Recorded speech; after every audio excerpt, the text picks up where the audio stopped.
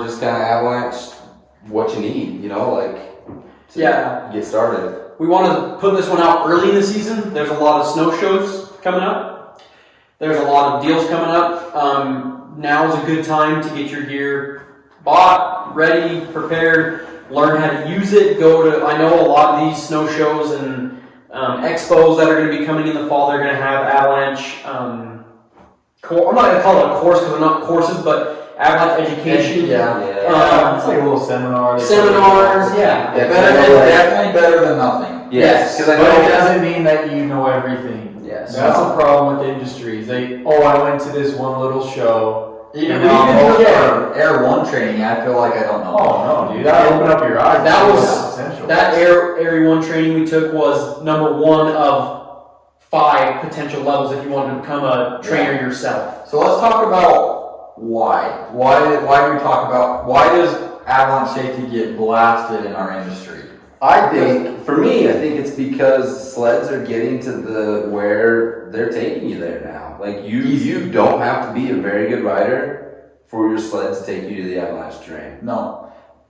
For those of you that are saying, well, I don't go in Avalanche terrain, bullcrap. Mm-hmm. If you're in the mountains, you're at some point in Avalanche terrain. Talking about why. If you're the guy that says you're going in the mountains and you're not going to get into Avalanche terrain, you are. If you're in the mountains on a slope with snow, you're not safe. You're not just a given that you're safe. You need to get the education to know what to look for. And we're not experts. We're not experts, and we aren't the ones that can tell you what to look for. So educate yourself. Mm-hmm. The one problem too is with all the technology, beacons, probes, the Avalanche packs that they're coming out with, that all these companies are coming out with. You got to remember, they're not preventing avalanches. It's not equipment that prevents an avalanche. That's equipment that is safety and safety features to help you that if you do get in one, you have the best chance of survival. And that's the thing is, best chance of survival, having the equipment. I think of it kind of like a seatbelt. Your seatbelt isn't going to prevent you from getting in an accident. It's just going to be, if you do get in an accident, your likelihood of surviving and or not getting as hurt. Yes. But now you can also go into, if you use your seatbelt, then you're knowing what's the tool for a seatbelt. Yes. So just because you have a beacon doesn't mean you go buy a brand new one and you don't know how to use it. True. I mean, a beacon, it saves your life, but it also saves your friend if you know. Exactly. Okay, so even if you might not be in avalanche terrain, your gear isn't for you. If you're buried, a beacon's for you. A beacon is for you. But that shovel and probe does you zero good. So if you care about anybody that you're riding with, you need those things. If you're smart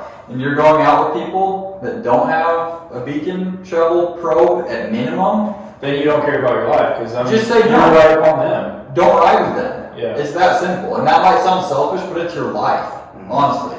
Yep. I remember when I used to ride, I had the gear, so I was like, yeah, I'll go with this guy. And then as I started learning and realizing that, now I've had a couple people that have wanted to ride with me, and I've asked them like, oh, do you have the gear? Do you have this? And there was one dude that said no, and I said, well, let me get it for you. I had buddies, and he was like, no, I don't need that stuff. And I told him no. I said, I'm not putting your life at my responsibility in the mountains if you're not willing to take the work to go get the gear, because being like in that instance, in that group of 3 or 4 dudes, I was the more experienced rider. And so all their families are relying on me to be responsible for that person. And if I get buried in an avalanche up there and I'm the experienced rider and that guy doesn't have the gear or the know-how to get me, I'm pretty much signing my death warrant. So let's talk about the gear that you should get. Like let's just start out. If you're starting sledding and we think that everybody, at least like you're going out riding, you should carry these things. Necessity. For sure a beacon. They're really not that expensive. You don't have to buy a new one. You look on Facebook Marketplace, you can find a beacon. Yeah. So I would test it, make sure. Be aware. Older does have issues. So yes. Try to stick to Tracker 2. If you can afford a brand new one, just get a brand new one. Yes. But and then other than that, so what beacons do you use? I have a Tracker 3, a BCA Tracker 3. Yep, same. I run the Tracker 3. BCA Tracker 3. You too? Yep. BCA Tracker S. Tracker S. Okay. Okay. BCA is a very reputable brand. There are plenty of, that's not the only option. There are other options that just so happens to be what we all use. Mm-hmm. I think one thing noted too, if you do have the older BCA stuff and you want to upgrade, if you get in contact with BCA, you can send them your old one and they will give you a discount on the new one. That's cool. I didn't know that. So, That's cool. But yeah, so Beacon is probably number one, and then Shovel Pro is a combo. Like, you need to have Shovel Pro. Because no sense in a shovel without a pro. yeah, the shovel is what's going to move the snow, the pro's going to find. So yeah, you got to have both those as a package, and they're really, I think for $60 you can get a decent shovel and a decent probe. And I'm talking like a metal shovel, one of the metal collapsible shovels, and then a metal probe. mm-hmm. And don't, just because you have a shovel, don't put it on your tunnel bag and think that's okay. It needs to be in your backpack. Because in the case of an avalanche, you can be separated from your sled. Yes. And if it gets buried, you don't have a shovel. Yes. in my personal opinion, I think those three are going to be your, even if you're just carrying them in a normal backpack, those are going to be your three that you for sure want to have. Beacon's going to save your friend's life and your life. Shovel and probe is going to save your friend's life. Yep. Yes. But just having them isn't good enough. No. Knowing how to use them. So what's the next step? Where do you go to know how to use them? There are, okay, if you're not in a location to take like an Air 1 class, there's a lot of good information online. Oh yeah. Like even if you go to like Air or BCA's website, Yes. or Even these guys' websites, there's a lot of information on them. even in the pamphlet, like your Beacon comes with, Yes. has all the information on how to properly rescue someone that has been in an avalanche. Yes. One thing you can do too, because this is a given, all of your local riding areas are going to have some type of search and rescue team, crew, a local sheriff's office. A majority of those teams have to have some type of training. They'll have training as well. You could call them up, ask them to show you, teach you some of the links, and I'm sure that they would be more than happy to instruct you even just a little bit on how to do that stuff. So I'd say your local search and rescue is a great place. I mean, here in Idaho, our local search and rescue even puts on courses. I know that they've done that in the past, so. And if you don't have a local dealership that puts on like a Little seminar. little seminar, look it up. I'm sure I haven't done any research, but I'm sure there are videos. I'm sure there's stuff on YouTube. Yeah, I know. Just make sure BCA it's credible. Yeah, Yes. make sure it's like from a credible source. Yes. And then I'd say practice. Like, don't just watch the video. Go do it. Go try to do it. Yeah, I know. Have someone go hide your beacon under 3 feet of snow. Break out your probe shovel. Just practice. As silly as it sounds, Yeah. practice. And not even just breaking it down to before you even bury something, because you're not going to shovel. Just practice in a parking lot and trying to use them, seeing the direction that your arrow's going to point, or watch your numbers go down. Yeah. Walk the opposite way. Watch your numbers go up. Yes. Just get familiar with your equipment. Mm-hmm. Yeah. That's the biggest thing. If you're familiar with your equipment, then it's more comfortable to use in a situation that is high stress. Yes. Because your heart's racing, you don't know where your friend's at, you're disoriented. I mean, in those situations, a lot of people go in shock. They don't realize that. So just because you're not buried doesn't mean you're not going to go into shock, because you don't know where your friend's at. It's stressful.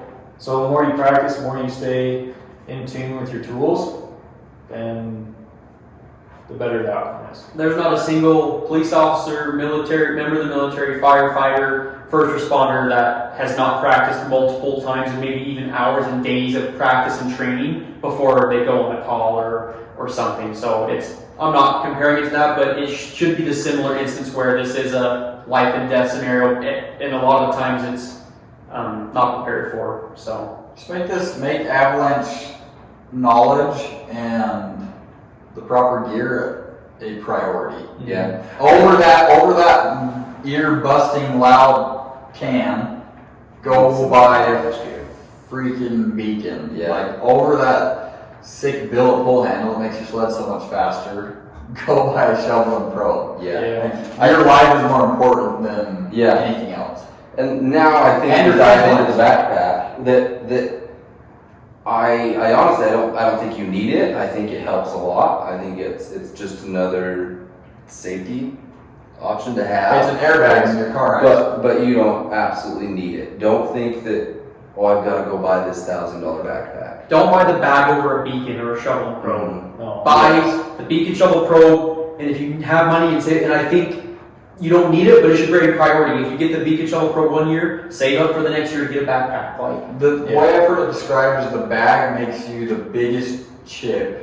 It's the biggest bag of object. chips. Yep. Because it helps you stay up. I mean, it's not full heating. You're not going to float on top of the snow, but it makes you a much larger object. Yeah. yeah, Correct. just your chances of being buried deeper are slimmer. Yeah. So it'll be easier for your buddies to find you if you are not as deep in the snow. So. And there's lots of bags out there. I mean, you can go find an older bag. Just make sure everything works good. I mean, you're gonna have to buy canisters if you buy an older bag. That's the only downfall. So I used to carry canisters with me just in case. But I mean, if you pull your Avalanche bag because of an avalanche, You're probably down. then you need to be down to get out. But if you did it on Well, accident, okay, but Build it on a tree. say you're in an avalanche and there's potential for a secondary slide. It's a good idea to have something. I mean, that's a whole other topic. But still, like I just sold. I had a BCA. It was the canister one. I wear it every time I ride. I just sold it used for $300, and it came with the extra O-rings and everything. And I think my local, I'm not gonna call it a dive shop, but our local shop here in Idaho filled it for me for like $5. Yeah. That's what they charge to fill the air canister. So really, like an air canister bag is perfectly fine. You don't need to go buy the $1,100 bag. If you can only afford a $300 to $400 bag, go get a BCA bag. Like they're cheap, they work great, they're a good bag. Like, And I wouldn't push away from buying a used one. Like, Yeah, you buy a used one and pull it and make sure it's fine. You know, Get it refilled. Yeah, just get it refilled for, like you said, Pay the $5 to know that you're gonna yeah, be don't be safe. cheap. Don't be cheap. Yeah. That's your- so we just wanted to go over some of the Avalanche gear. Yeah, and I think another thing with avalanches is go online, see what the forecast says. I mean, that's a big Yes. thing. Just because it snowed 5 feet overnight doesn't mean it's going to be epic. I mean, it might be black, it might be extreme conditions, and you don't really need to go out. So, or play in the net, or go play in the field, you know? Yeah, And that, again, that's a whole other thing you need to learn through training, but an easy way to tell is there's an app. It's just the avalanche.org app, right? Yeah. And it'll tell you your area and what the avalanche forecast is for the day. We don't go a day without reading that and discussing it before our ride. Mhm. yeah. Like that's a must do. Yeah, it's Or else just you're going in blind. We know exactly what we're going into and where the forecast is at. So. and remember, avalanche forecast isn't saying like It's not- it's not like the weather forecast. An avalanche forecast is just saying. No, it is like the weather forecast in that it's not. It's not Okay, well, I mean, right. yeah, I guess I'm yeah. looking at it that way. That's true. But meaning, I feel like an avalanche forecast is just like, here's the recipe for an avalanche, and here's how much the recipe's showing today, Mhm. And where it could happen. and where it can And the happen. severity of how it could So And that's where the training comes in to be able to Yes. assess the situation Yeah. and see what's happening. Long story short, we're saying it's important to become educated and to have the right gear, but receive that training from a professional. We're not trained in this subject to train anyone else, but we know it's important. We just know it's important. We want to put out the awareness and Yes. just make sure that everybody can go have fun, but also be safe in it. I know for a fact that us four have spent multiple hundreds of dollars in avalanche training, and we're just barely in the touch of it. And I know personally, I'm going to continue my training, not to go teach, but just so I can have the training. Because, like I said, all four of us are Area Level 1 certified, which is the starter course. And there's still multiple courses beyond that, and that's a great asset. As Area's a great training asset to go get that training. If you are we're out of southeastern Idaho, so if you're in the southeastern Idaho, western Wyoming, Montana area, we went to the mountain riding lab and they did a very good job. I don't know off the top of my head who else does that training, but the mountain riding lab is who we did ours through. Mm-hmm. They did a great job. Great job. Awesome. Well, I think that wraps it up for avalanches and being prepared. Mm-hmm. So, Yeah, hit us up with questions. Yeah, let us know if you have anything else on avalanche stuff, and be sure to check out for some new gear. yeah. And let us know what you guys want to hear. I mean, new topics or anything. Is there something specific? Let us know, and we'll get to it. So, we'll see you guys next time. Thanks.